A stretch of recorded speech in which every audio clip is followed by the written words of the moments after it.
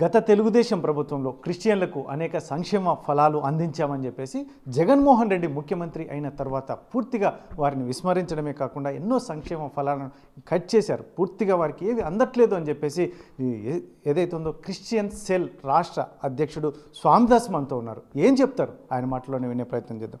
స్వామిదాస్ గారు, ఏంటి మీకు మీ గవర్నమెంట్కి ప్రస్తుతం ఉన్న జగన్మోహన్ రెడ్డి గవర్నమెంట్కి క్రిస్టియన్లకి ఏంటి వ్యత్యాసం ఏంటి? మొట్టమొదటిగా ఆర్టీవీ ప్రేక్షకులకు నా వందనాలు, ఆర్టీవీ యాజమాన్యానికి కూడా నా వందనాలు.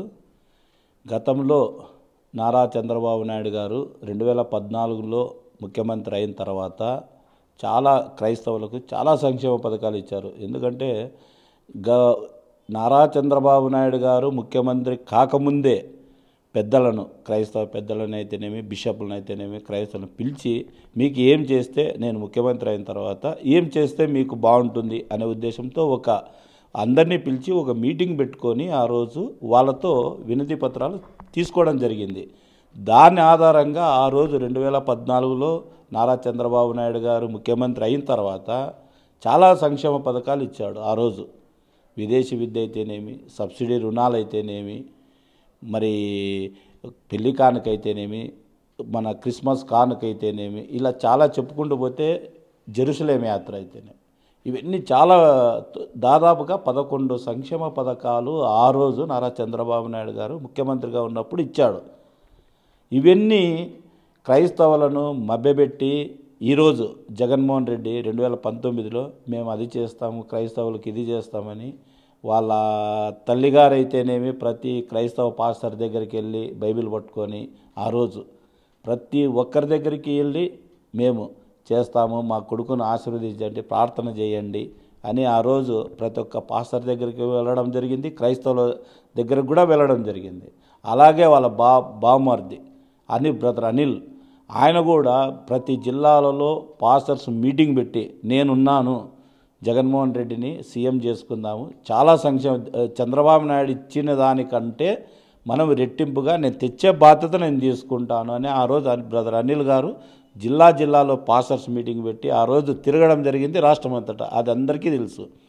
వచ్చిన తర్వాత ఎప్పుడైతే జగన్మోహన్ రెడ్డి నమ్మి క్రైస్తవులు ఓట్లు వేసినారో ఆ రోజు నుంచి ముఖ్యమంత్రి అయిన తర్వాత బ్రదర్ అనిల్ బ్రదరు ఎక్కడున్నాడో తెలియదు, అమ్మ బైబిల్ పట్టుకొని విజయమ్మ గారు ఎక్కడున్నారో తెలియదు, కానీ మోసపోయిండేది మాత్రం క్రైస్తవులు. ఆ రోజు ఈ రోజు వరకు ఆ సంక్షేమ పథకాలు రెట్టింపిస్తామన్న జగన్మోహన్ రెడ్డి కూడా ఆ ఉన్న సంక్షేమ పథకాలను తీసేసి క్రైస్తవులకు ఎంత అన్యాయం చేశాడంటే అంత అన్యాయం చేశాడు. ఒక విషయం అండి, రాష్ట్ర వ్యాప్తంగా చెప్తున్నది అంటే ఏదో చర్చ్ ఫాదర్స్కి శాలరీ బేస్ పెట్టడం అనేది జగన్మోహన్ రెడ్డి దాన్ని ఇప్పుడు కూడా అమలు పరుస్తున్నారని చెప్పి, ఇది ఎంత మేరకు అమలు అవుతుంది గ్రౌండ్ లెవెల్లో ఏం చెప్తారు?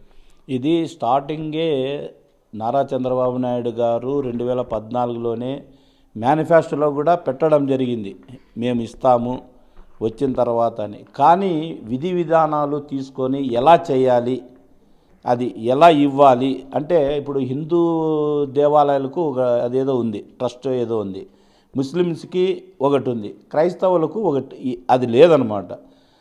ఏదైనా మనం చేద్దామనే ఆలోచనలో చంద్రబాబు నాయుడు గారు ఆ రోజు ఆలోచనే గౌరవవేతనం ఇవ్వాలి పాస్టర్స్ కానీ అది మేము చేయలేకపోయాము. జగన్మోహన్ రెడ్డి వచ్చిన తర్వాత కేవలం సంవత్సరం అంటే 1 year కిందట 5,000 రూపాయలు పాస్టర్స్కి ఇస్తున్నాడు. 75,000 మంది పాస్టర్స్ ఉన్నారు ఈ రాష్ట్రంలో. ఇప్పుడు ఇస్తాండేది ఎంతమంది కంటే ఫస్ట్ తప్ప 5,000 మందికి ఇచ్చారు, మళ్ళీ 3 నెలల కిందట మళ్ళీ 3,000 ఇచ్చారు. టోటల్ కలిపి 8,500 మాత్రమే ఇస్తున్నారు. అంటే దాదాపుగా 40,000 ఇంకా ఇవ్వాలి. కండిషన్స్ చాలా పెట్టాడు. అంటే ఇవ్వాలని ఆయనకు లేదు, కానీ ఏదో 10 మందికి ఇచ్చి 100 మందికి ఇస్తా అన్నట్టు క్రైస్తవులు మేము ఏదో చేస్తున్నామని కల్లబొల్లి మాటలు చెప్పి ఆ పథకం ఒకటి ఇస్తున్నాడు. సార్ ఒక విషయం, మీకు మీ దగ్గర ఏమైనా డేటా ఉందా అటువంటిది? ఎందుకంటే మీరు చెప్తున్నది ఒకటి, అధికార పార్టీ నాయకులు చెప్తున్నది ఒకటి. ముఖ్యంగా మేమైతే అన్ని విధాల సంక్షేమ ఫలాలు కావచ్చు అందరికీ పెద్ద ఎత్తున ఇస్తున్నాం, ఏ రాష్ట్రంలో చేయనటువంటి ఇవ్వనటువంటి సంక్షేమ ఫలాలు ఈ రాష్ట్రంలో ఇస్తున్నాం అని చెప్తున్నటువంటి నేను ముఖ్యంగా ముస్లిమ్స్లకు కావచ్చు, క్రైస్తవులకు కావచ్చు, అందరికీ సమానంగా అందుతున్నాయని కూడా చెప్తున్నటువంటి మీ దగ్గర ఆ డేటా ఏమైనా ఉందో, ఎవరికి ఇస్తున్నారు, ఎవరికి ఇవ్వట్లేదు? తప్పకుండా. నేను ఎప్పుడు 2019లో జగన్మోహన్ రెడ్డి మా సంక్షేమ పథకాలన్నీ తీసేశాడు, ఆ రోజే నేను ఆర్టీకి అప్లై చేయడం జరిగిందనమాట. అంటే క్రిస్టియన్ కార్పొరేషన్కి 2014 నుంచి 2019 వరకు తెలుగుదేశం ప్రభుత్వంలో ఏమి ఇచ్చారనేది డేటా అడగడం జరిగింది. ఆ డేటానే మీకు చూపిస్తున్నాను. అంటే ఒక్క చర్చి నిర్మాణాలే, కేవలం చర్చి నిర్మాణాలే నారా చంద్రబాబు నాయుడు గారు ఉన్నప్పుడు 277 చర్చిలకు నిధులు ఇచ్చినాడు నారా చంద్రబాబు నాయుడు ఆ రోజు. అంటే దాదాపుగా 40 కోట్ల రూపాయలు ఇచ్చినాడు. ఇప్పుడు ఒక్క చర్చికి కూడా ఒక్క రూపాయి కూడా ఈ జగన్మోహన్ రెడ్డి ముఖ్యమంత్రి అయిన తర్వాత నుండి ఇంతవరకు, అంటే 4.5 సంవత్సరం అయింది, ఒక్క చర్చికి కూడా ఒక్క రూపాయి నిధులు ఇవ్వాలి. అలా చెప్పుకుంటూ పోతే ఇవన్నీ ఎవిడెన్సే, ఇవన్నీ మన కార్పొరేషన్ వాళ్ళు ఇచ్చినారనమాట. సబ్సిడీ రుణాలు కేవలము నారా చంద్రబాబు నాయుడు క్రైస్తవులు తమ కాళ్ళ మీద, అంటే బిజినెస్ చేస్తుంటారు, రకరకాల బిజినెస్లు చేస్తూ ఉంటారు, వాళ్ళకి ఏదో చేయాలి, వాళ్ళ కాళ్ళ మీద వాళ్ళు నిలబడాలి అనే ఉద్దేశంతో ఆ రోజు ₹1,00,000 సబ్సిడీ ఒక్కొక్క క్రైస్తవునికి ఇచ్చారు. 4,000 మందికి ఇచ్చాడు నారా చంద్రబాబు నాయుడు ముఖ్యమంత్రిగా ఉన్నప్పుడు. ఈరోజు ఒక్క సబ్సిడీ కూడా ఒక్కరికి కూడా ఇవ్వలే జగన్మోహన్ రెడ్డి. అంటే ఎంత అన్యాయం చేశాడంటే క్రైస్తవులకి ప్రార్థనలు చేశారు జగన్మోహన్ రెడ్డి. క్రైస్తవుడు వస్తే ఏదో చేస్తాడు అనే ఆశతో ఆ రోజు ప్రార్థనలు చేశారు, పాస్టర్లు కూడా ప్రార్థన చేశారు. కానీ జగన్మోహన్ రెడ్డి ఎంత అన్యాయం చేశాడంటే అంత అన్యాయం చేశాడు. ఇంకా చెప్పుకుంటూ పోతే గిన ఇది జెరూసలేం యాత్ర, క్రైస్తవులకు పుణ్యక్షేత్రము జెరూసలేము. కేవలము 70,000 రూపాయలు ఉంటే 40,000 రూపాయలు ఆ రోజు నారా చంద్రబాబు నాయుడు గారు సబ్సిడీ ఇచ్చి పంపించాడు. దాదాపుగా 2,500 మందికి. ఈ రోజున పంపించాడా జగన్మోహన్ రెడ్డి? పంపలే, అది కూడా రద్దు చేసినాడు. ఇలా విదేశీ విద్య మా పిల్లలు కూడా చదవాలని ఉంటుంది కదా, పై చదువులు చదవాలా, విదేశాలలో చదవాలా అంటే పోలేని పరిస్థితి క్రైస్తవులు. ఆ రోజు ఎవరైతే పాస్టర్స్ బిషప్స్ పోయి మా పిల్లలు కూడా చదవాలి సార్, మీరు ఏదైనా ముఖ్యమంత్రిగా ఉన్నారు, ఏదైనా సహాయం చేయండి సార్ అంటే వెంటనే సారు 68 మంది పిల్లలకు ఆ రోజు ఆయన ముఖ్యమంత్రిగా ఉన్నప్పుడు పంపడం జరిగింది. 68 మందికి అంటే ఒక్కొక్కరికి 15 లక్షలు ఇన్స్టాల్మెంట్ టైప్ 15 లక్షలు ఇచ్చాడు ఒక్కొక్కరికి.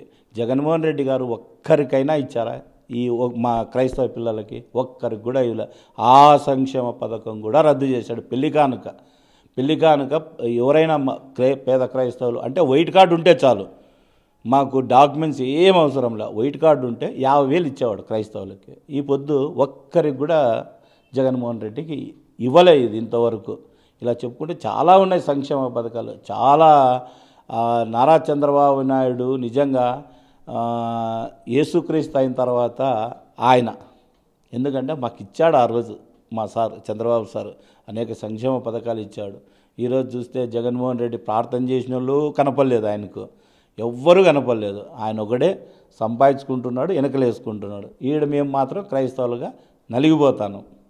ఒక విషయం చెప్పండి, ఇప్పుడున్న పరిస్థితులే రానున్న ఎన్నికల నేపథ్యంలో ఎలా ఉంటుంది ఈ క్రైస్తవులంతా కూడా? ఏంటంటే ఇవన్నీ దృష్టిలో మీరు చెప్తున్నవన్నీ నిజంగా దృష్టిలో పెట్టుకునే అవకాశం ఉందంటారా? మరొకసారి జగన్మోహన్ రెడ్డిని నమ్మే అవకాశం ఉందండి?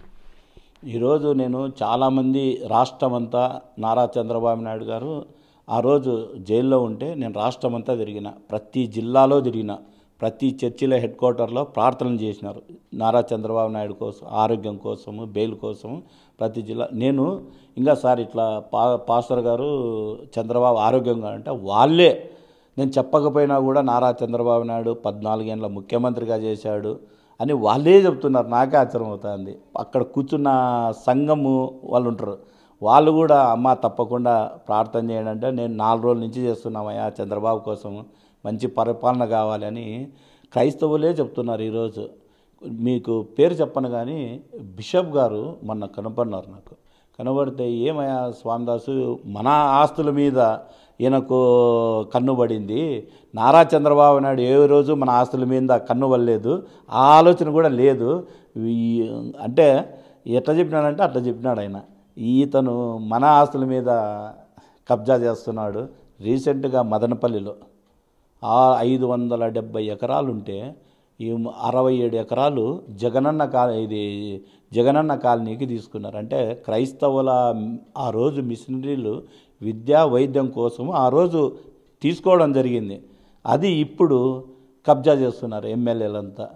ఇదే కాదు, విజయనగరంలో సిఎన్సి ఆస్తులు వాళ్ళు ఫైట్ చేస్తున్నారు క్రైస్తవులంతా. ఆయన నాకు మొన్న ఫోన్ చేసినాడు, జగన్మోహన్ రెడ్డి కనీసము మన ఆస్తుల మీద పన్నాడు, చంద్రబాబు నాయుడు యాపద్దే కానీ ఆలోచన చేయలేదు. చాలామంది చెప్తున్నారు, పాస్టర్స్ కూడా. ఈ మంచి నాయకుడు కావాలి, చంద్రబాబు రావాలి. ప్రతి పాస్టర్లో కూడా నేనంతా రాష్ట్రం అంతా తిరిగినాను కాబట్టి ప్రతి పాస్టర్ కూడా కోరుకునేది మంచి నాయకుడు కావాలి, అది చంద్రబాబు కావాలి. రేపొద్దున ఇన్ని సంక్షేమ పథకాలు ఆ రోజు ఇచ్చినాడు, ఇంకా రెట్టింపు మనకు రావాలి అంటే చంద్రబాబుకు సహకరించండి అని ప్రతి పాస్టర్తో చెప్తున్నాము, ప్రతి క్రైస్తవంతో కూడా చెప్తున్నాం మేము. ఇది ఏదైతే ఉందో గతంలో చంద్రబాబు నాయుడు ఉన్నప్పుడు క్రైస్తవులకు అనేక సంక్షేమ ఫలాలు ఇవ్వడమే కాకుండా చాలా రకాలుగా మమ్మల్ని ఆదుకున్నాడని, ఇటువంటి పరిస్థితుల్లోనే జగన్మోహన్ రెడ్డి ఎలక్షన్కి రాకముందే చాలామంది వారి కుటుంబ సభ్యులు కూడా పెద్ద ఎత్తున హామీలు ఇచ్చినటువంటి నేపథ్యం.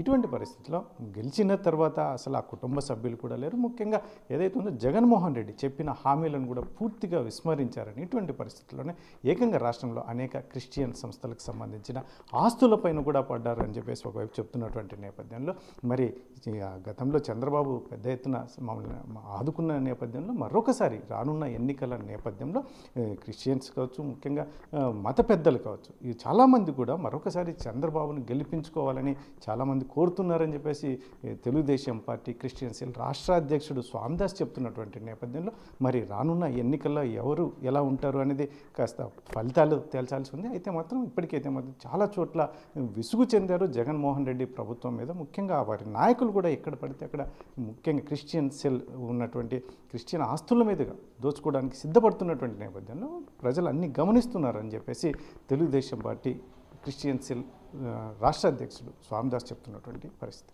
కెమెరా పర్సన్ సుధాకర్తో చల్లాకి నాయుడు, RTV, అనంతపురం జిల్లా.